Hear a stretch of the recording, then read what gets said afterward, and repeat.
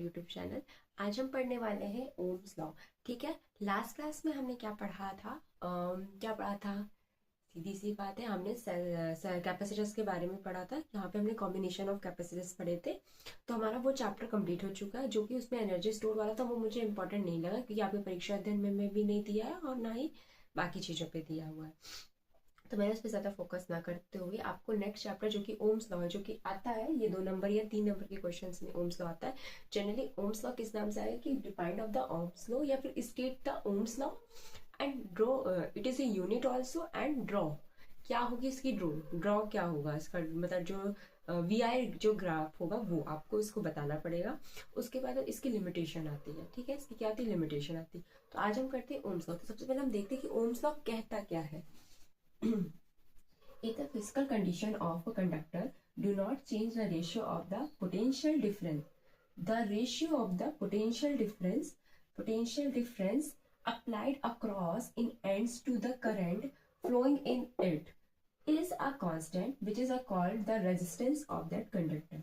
ठीक है, कुछ समझ में नहीं आया क्योंकि स्टेटमेंट क्या है वो तो आपको लिखना है, आप याद करके लिखो, पर समझने की बारी आती है। अब समझते क्या है कि क्या बोला कि जो रेशियो है, तो रेशियो से अच्छा आप ये समझो कि जो वोल्टेज होता है ना, वो डायरेक्टली प्रोपोर्शनल होता है किसके? आई के।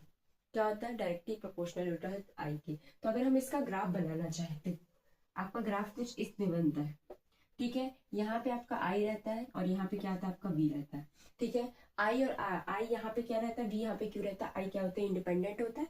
वी हमारा क्या होता है? करंट पे डिपेंड होता है। ठीक है, तो हमारा जब आता है इसके क्या होती है? ग्राफ जो बनता है वो सीधा बनता है। मतलब अगर वोल्टेज की वैल्यू बढ़ रही है तो करंट की वैल्यू ऑटोमेटिक बढ़ेगी। अगर हम जैसे मान लो आपके पास कोई कॉइल है। जनरली हम कोई कॉइल बात करते, कॉइल है और उसमें हमने क्या किया? एक बैटरी को उसको जोड़ा। ठीक है, उससे क्या किया? एक बैटरी से जोड़ा उसको। तो सीधी सी बात है, हम इसमें अगर करंट प्रोवाइड कर रहे हैं तो किसी कॉइल पे करंट पड़ने से तो मैग्नेटिक फील्ड आती है, वो तो अलग चीज है। लेकिन हम अगर करंट प्रोवाइड कर रहे हैं तो सीधी सी बात है ना, इसका करंट क्या होगा? अगर हम इस पे वोल्टेज बढ़ाएं तो वोल्टेज क्या होगा? करंट का जो फ्लो होगा वो बढ़ेगा। सेम चीज है कि वोल्टेज क्या है, अगर वोल्टेज हम कराएंगे, मतलब पोटेंशियल अगर उसका बढ़ाएंगे तो क्या होगा? करंट भी बढ़ेगा। तो यहाँ पे जब हम डायरेक्टली प्रोपोर्शनल का साइन हटाते हैं तो क्या आ जाता है? V equals to R I आ जाता है। V equals to R I जाता है। और जो ये R होता है वो क्या कहलाता है? रेजिस्टेंस कहलाता है। क्या कहलाता है बच्चों? रेजिस्टेंस कहलाता है। V क्या हो गया? Potential difference. और I क्या हो गया?